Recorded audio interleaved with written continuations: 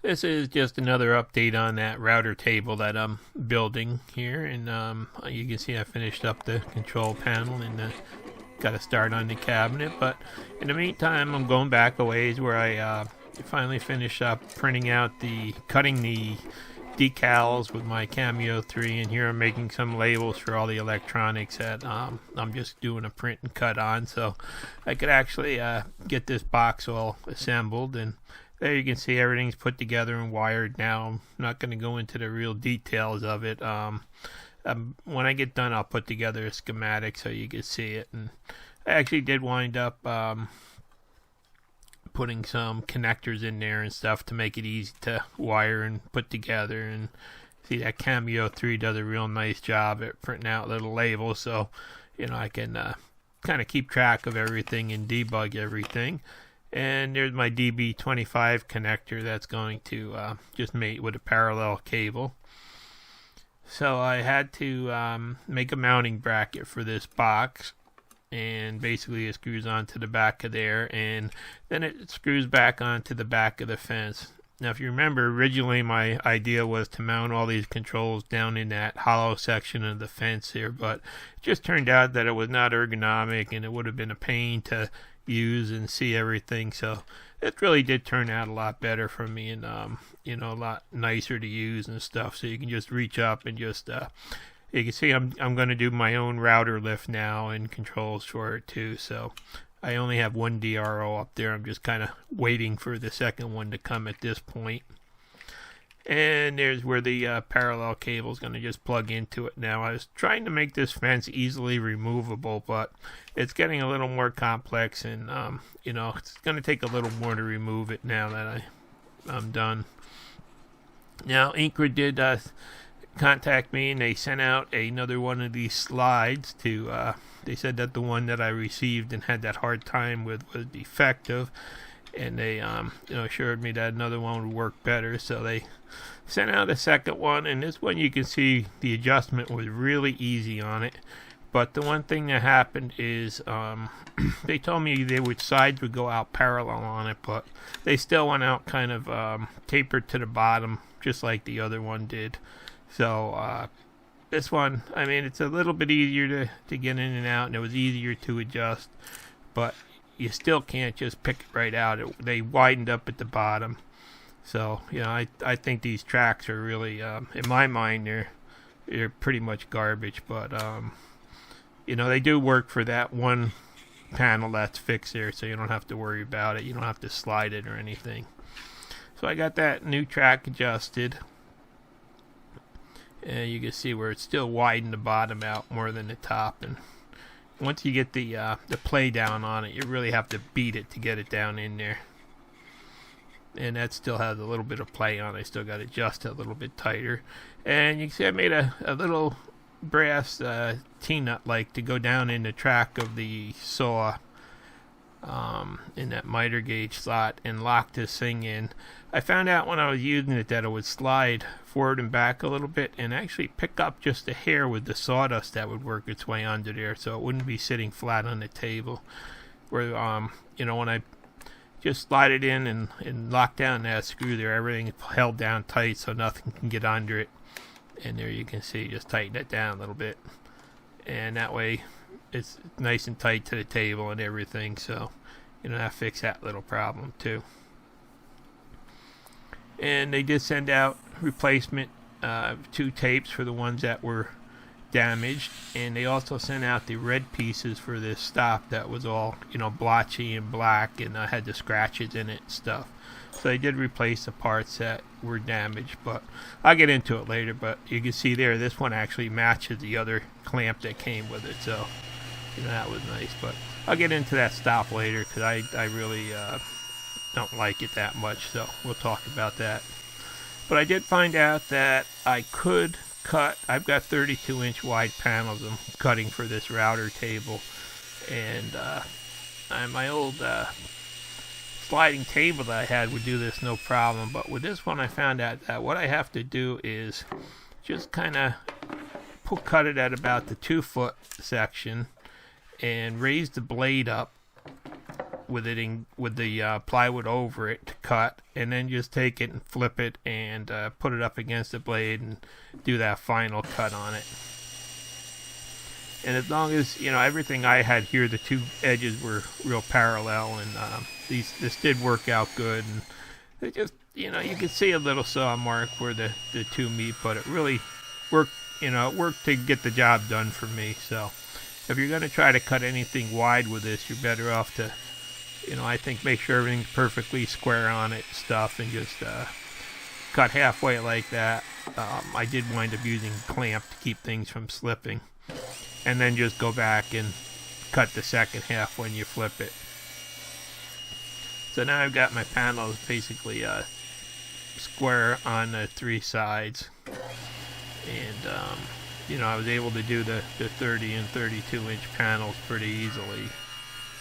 And the gauge did hold square, and everything stayed square and cut square nice. So I will give them, credit for that. Everything really locked down nice, and the slides in the miter gauge nice, and everything else. So it does take a little bit longer, but I just wanted to show you that it is doable to cut wider panels. And they did come out, everything came out perfectly square, so I'm real happy with that. Now, I was looking for a good square, and I really didn't want to spend $100 on a piece of aluminum junk. So I went on Amazon, and I actually found this piece of ground tool steel, and it's actually certified. They give you a certification to it. It's been checked that the whole thing is straight and square within 0.0003 across its entire surface. So that thing really, you can see, it's really precision ground and everything, and it's not a woodworking square. It's more of a setup square and a check square for everything else. Like, for setting up tables there and stuff. This thing is dead accurate, and I have no way to check it, but it sure seems like it is. And for setting up blades, it will stand up on its end. And, for under $30, and it comes with a certification, and it's holding a much tighter tolerance than any of the aluminum ones that they advertise do. I feel it's a really good buy, and I'm real happy with it. And now here's another, you have to use that stop. I'm going back, and I'm cutting the other sides on these panels. So what I'm doing is I'm set up on the stop now, so I can do half the cut like I did before, and then just flip it end to end and hit the stop again, and then just do the second cut. So now I've got my panels accurately sized, and all the panels on this have to fit together right, so nothing can be off by anything. And then I had some more pieces that I just had to cut on the saw. And one thing that I will say is that Amana blade that I've been using, that 40-tooth Prestige blade, just does an amazing job on all this plywood. It just, it's such thin veneer on here and stuff that no tear out, no chipping or anything. It just, really did just a wonderful job. So this is more, I bought those 2 sheets of plywood I showed you in the beginning. This is, really just breaking them down, getting ready to make the cabinet. And my fence will only go out to 24 inches, so I'm limited to how much I can cut and how I've got to do it. That's why I'm using that Incra slider to finish everything off. And you can see I'm really not super happy with the cut's good with the blade, but I'm not really super happy with this plywood. It's got a lot of voids in it, and just spots that are missing chunks of underlayment there right under the veneer and stuff like that. So I don't know, they charge you like $50 a sheet for it, but I really don't know if it was really worth it. I think next time I'll probably spend a little bit more and go with the Baltic birch, because these panels are far from perfect that you get at Home Depot. And so I'm going back, and these narrower panels I can easily take and cut on the cross-cut jig there, that sliding table. And then I'm going back and I'm starting to put actual dados and everything where it goes together. Kind of like a jigsaw puzzle how this fits together, all the little dados, interlock everything for strength and to also square it up and stuff.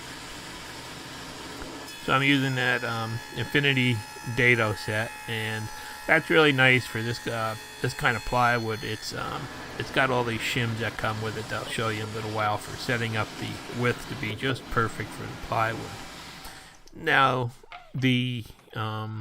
here I've got to cut some dados right on the edge of the piece, and I didn't want the blade up against the fence, so I'm just throwing on a piece of wood with a couple of those Rockler clamps here, and that way I don't have to worry about nicking into my fence and damaging that, and I can still get the dados lined up perfectly there. Now the cheaper piece of the softwood plywood actually was the thickness of it was really nice throughout the sheets, but and there you can see there's more voids and stuff there in the edges where I cut it and stuff. So this plywood is far from perfect.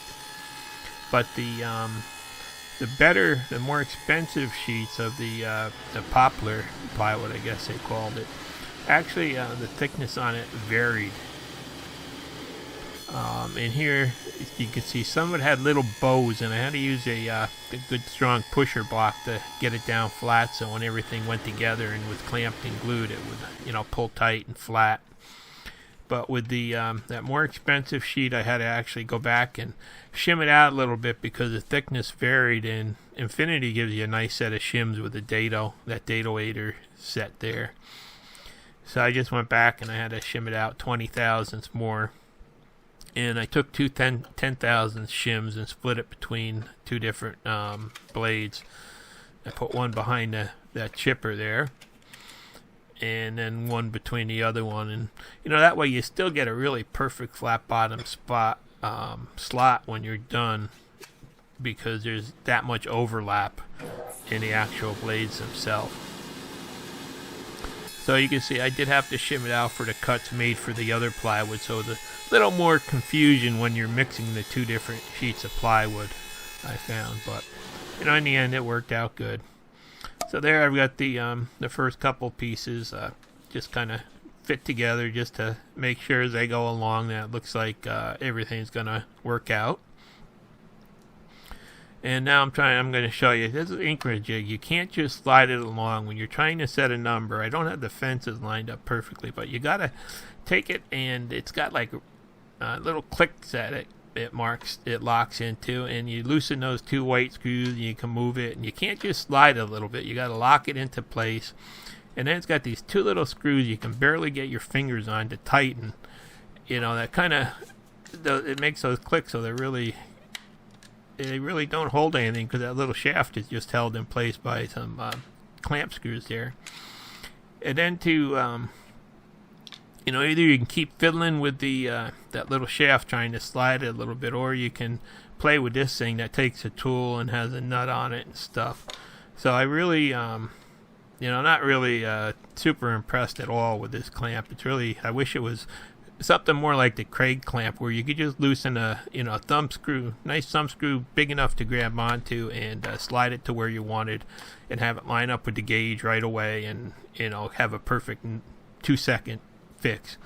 But this one here really was it's just something that doesn't impress me at all for being from something that's supposed to be this kind of quality. But anyhow, I'm done ranting about it, and it did work good once you did get it set up. But it just took so much time, and it was just, they didn't even leave room for your fingers to get down on those thumb screws and stuff. But you do, once you get it locked down, it is accurate, and so here I am just doing the final squaring up of some of the other parts here. Same thing, they're too wide for it to cut, so. And that was a senior moment when I started turning the knob the wrong way at first. I wasn't even thinking. But I, cut halfway through, bring the blade up, cut halfway through. The thing I don't like is you have to remove the splitter to do that. But, it's the only way I could find to get everything perfectly square. And then it's back to the dado head to just take some final grooves in there to make everything fit together. And you can see I did have to size some panels as I went along to make sure I got a perfect fit. Plus everything's pretty much worked out off center on this. Then I got this top and the bottom panel I had to take a cut out of for the center there for the airflow and stuff in the router. So I just set that up off center, and you can see I put a stop block on the saw so I could just go to a known position there so I wouldn't break through the cut the other way. And then the same thing, I put 2 stop blocks on here, one for the back position, one for the forward position, and then I just raised the blade up like I did when I was working with that Incra sled. Get it up to the plywood, and then I was able to pretty much just, cut just shy of my lines. And I had 2 pieces like this to do, so that's why I set up blocks and everything so they come out the same. So they're pretty much able to get a nice cut on those things. And then little corners just had to be cleaned up with a jigsaw, but that was real simple and only took a couple seconds to go back and square them up. So in the end, I think that lower cost piece of the Regatta pine, I think they call the plywood, actually it had some knots on the backside, but I think the interior laminating of it and stuff was much better than the more expensive sheet. So now it's time to just kind of try to start fitting things together dry, just to make sure that it looks like everything's gonna go together perfectly in the end. Now you can see I've got really tight fitting. Everything is just about perfect cut to fit together and make sure it pulls everything square. That's the bottom piece on there, and then I'm just gonna throw the top on. And I always, before I started glue up, I always really like to just make sure that everything's gonna go together and I'm not gonna have problems, especially when you got like this one where there's like 3 slots interlocking at the same time and stuff. Any misalignment in any of that stuff, and you're really gonna have a big problem later and not be able to get it glued up. So luckily I did measure twice and cut everything once, and in the end it turned out that everything basically came out perfect, so I can't complain about that. And then this is the other side going on up there. You can see it just kind of snaps together. Everything interlocks. And this is the part where you've got your fingers pretty much crossed because you've used every square inch of plywood that you have for those sheets, and there's no way to make a replacement panel without running out for another sheet. So everything did wind up interlocking, pulling together tight, pulling together square, and now I know that it's ready for the glue up, which does take a little bit of time to work up the nerve to start. Now, about a year ago, I had bought one of these little glue bottles, Glue Bot or whatever, and I hadn't gotten around to using it, but I saw it on the shelf, and I'm like, man, I gotta try this thing. It looks like it would be perfect for this application here. So I, kind of ripped the labels off of it and decided to fill it up and just see exactly how it works. And I must say, in the end, this thing's an amazing little bottle, and it definitely was worth every penny that I paid for it. I'm looking into getting one of the smaller ones now too, because it just works so good. And I've been using this Type Bond 3. For years I've used it on everything. Now, another thing about this Home Depot plywood is they put these stickers on it. Get a couple stickers on each sheet, and they don't just peel off. It's actually soaked down into the wood, and there's not enough thickness of wood to sand it off. So that's really another headache. But here you can see that glue bottle just lays down a perfect little line of glue for the for all these joints where the dados are going together and stuff. And I'm just actually putting down a good layer on one side. I'm not doing the end grain. I think this will be plenty for holding this together. And when everything goes together, it put down just the perfect amount, and nothing squeezed out, no mess, no nothing. And I didn't miss anything, and really nice flat little layer of it. So that's definitely something that I'd recommend if you're gonna be putting together some carcasses and stuff like this, because it's really I think it was like $8 or something like that, but I gotta say that's really handy thing to have. And it really does speed up the process, and there's absolutely no mess you can see with it.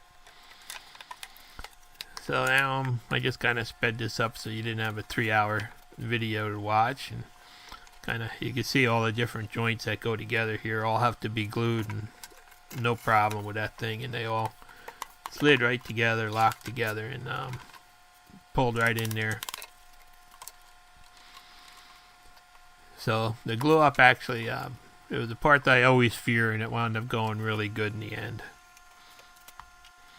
So you can see pretty much locking everything together like this really does make a nice strong cabinet when it goes together. Everything pretty much comes into a line.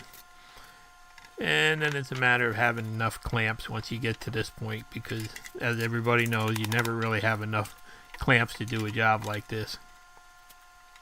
Just doing some little tweaking and pulling things back and squaring things up.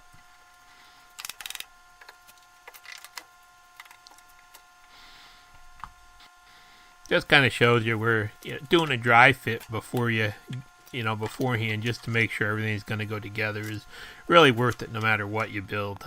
Just so you don't run into problems when you got 20 minutes for the tight bond to set up.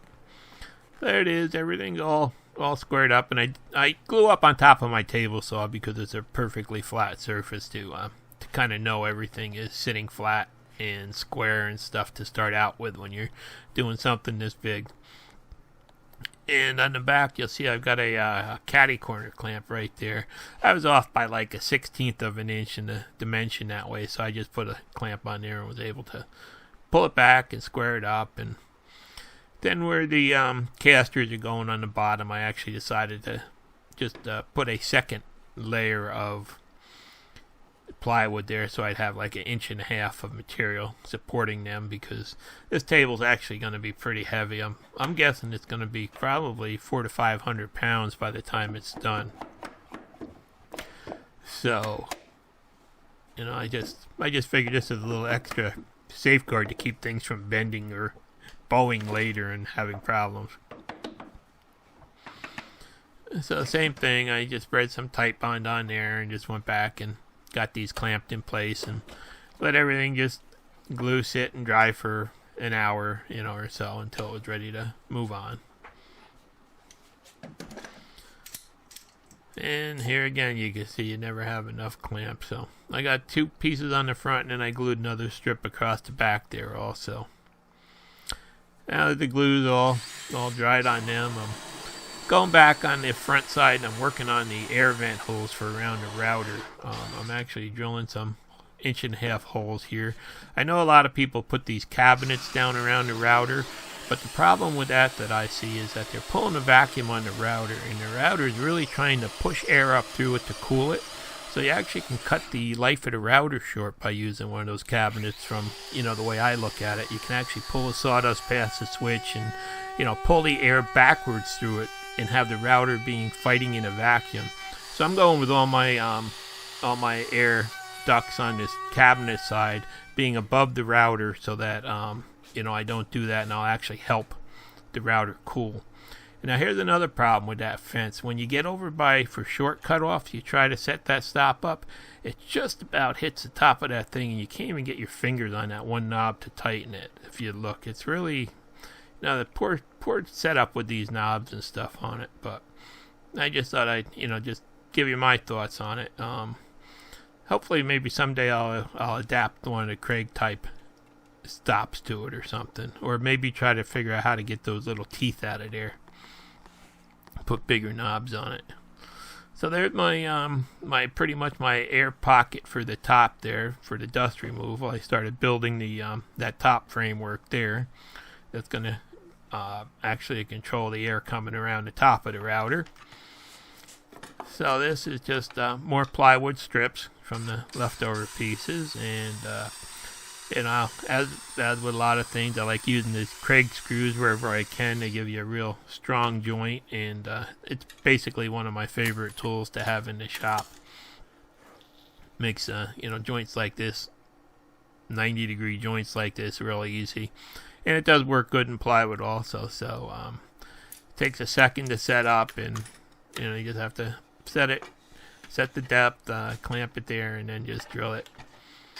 So these are, I recommend this Craig setup no matter what you're doing. It really does a good job. And then that glue bottle, actually I didn't put the adapter on. It has a nice adapter. You can center the glue bead on plywood also, but I didn't put that on. I just kind of stuck it on there. But it's really nice being able to just pick that up and have the glue come right out without waiting for it to start dripping out. And you can have the bottle upright while you're squeezing it, and go up a vertical surface and stuff. So I really I really do like those bottles. So here I'm just starting to put this framework together for the airflow up there. Now there's still going to be a lot of other parts. I'm just figured that I cut this video at this point in time because it was just getting so long. So there again, everything is squared up, glue's drying, and give it 5 minutes, and this bottle's a real winner.